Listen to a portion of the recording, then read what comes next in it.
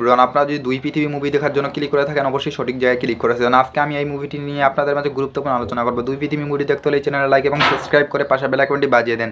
বন্ধুরা লাইক এবং সাবস্ক্রাইব করেছেন তো তাহলে চলুন গুরুত্বপূর্ণ আলোচনা করি। বন্ধুরা লাইক এবং সাবস্ক্রাইব করুন এবং পাশের বেল আইকনটি অন করে দিন। বন্ধুরা এবং দুই পৃথিবী মুভিটির নামটি লিখে কমেন্টে টাইপ করে দিন। সো বিয়াস দুই পৃথিবী মুভিটি অনেক জনপ্রিয় এবং ট্রেন্ডিং মুভি। এই মুভি নিয়ে আপনাদের মাঝে রিভিউ এবং এক্সপ্লেন করতে চলেছি। সো বন্ধুরা দুই পৃথিবী মুভিটি অনেক জনপ্রিয় এবং ট্রেন্ডিং মুভি। যা দুই পৃথিবী মুভিটি হলো একটি 2010 সালে ভারতীয় বাংলা ভাষার রোমান্টিক চলচ্চিত্র ফিল্মস, যা এই মুভিতে অভিনয় করেছেন এবং এই মুভিটি অনেক জনপ্রিয় এবং ট্রেন্ডিং মুভি। সো ভিউয়ার্স এই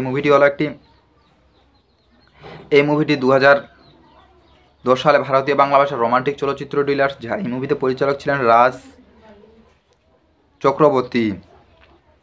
এই মুভিটিতে অভিনয় করেছিলেন জিৎ, যাকে আমরা সুপারস্টার নামে জিৎ নামে চিনি, এবং এই মুভিতে অভিনয় করেছিলেন দেব। এই মুভিতে অভিনয় করেছিলেন কয়েল মল্লিক। এই মুভিতে অভিনয় করেছিলেন বরখাত বিশিষ্ট সেনগুপ্ত। এই মুভিতে আরও অনেকে অভিনয় করেছেন, যা আপনাদের মাঝে সংক্ষিপ্ত আকারে বলার চেষ্টা করতেছি। বন্ধুরা এই মুভির মুক্তির তারিখ হলো 14 অক্টোবর 2010 সালে মুভিটি মুক্তি পেয়েছিল। এই মুভিটির সময় চলমান হলো 2 ঘন্টা 30 মিনিট প্রায়। এই মুভিটির দেশ ছিল ভারত এবং ভাষা ছিল বাংলা। সো ভিউয়ার্স আপনারা সব বুঝতে পারেন যে এই মুভি নিয়ে কিছু গুরুত্বপূর্ণ আমি আলোচনা আপনাদের মাঝে করলাম। আপনাদেরকে প্রত্যেকে হয়তো অনেক ভালো লাগছে। সো ভিউয়ার্স ভিডিওটি পুনরায় দেখতে থাকুন। ভিডিওটি একটু কেটে কিংবা স্কিপ করে দেখবেন না। এই মুভিটির বাজেট হলো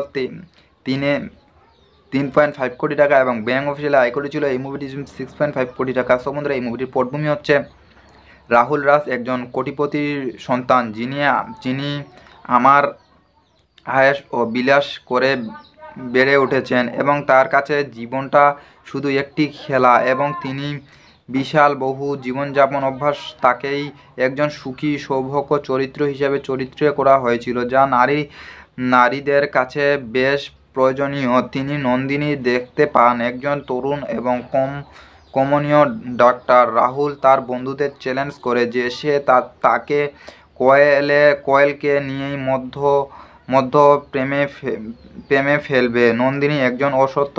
সব ভিউয়ার্স এই মুভিটির পটভূমিটি অনেক বড়, যা আপনাদের মাঝে সংক্ষিপ্ত আকারে বলার চেষ্টা করলাম এবং আপনাদের মাঝে তুলে ধরার চেষ্টা করলাম। আপনাদেরকে প্রত্যেকে অনেক ভালো লাগছে। ভিডিওটি ভালো লাগলে অবশ্যই চ্যানেল লাইক এবং সাবস্ক্রাইব করতে ভুলবেন না। বন্ধুরা পরের ভিডিওর জন্য অপেক্ষা হয়ে থাকবেন। ভালো থাকবেন, সুস্থ থাকবেন। আপনাদের জন্য অনেক ধন্যবাদ।